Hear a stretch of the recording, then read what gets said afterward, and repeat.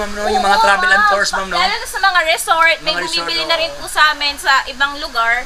May resort po sila, ito po yung ginagamit nila sa mga guests nila. Kasi pwede, pampamilya talaga pag hinahatid nila yung guests nila sa resort nila or pinanggagala nila sa loob ng resort nila. Saka mayroon pang ano sa taas. Luggage truck. Luggage truck.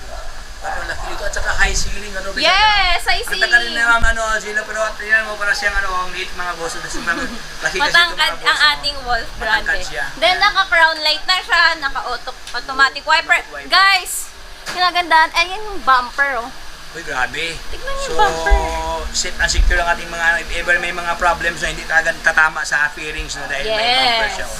So, sa ilalim dyan, naka-lip spring na, naka-molly na. Ayan mga Yes, boso. parang sasakyan na guys. 4 wheels to 4 wheels, no? Nakamoli na ang ating speed Apat na kanyang Wolf. gulong. Okay. For only 95,000 pesos. Code nyo lang, Kayla's Pinakamalakas.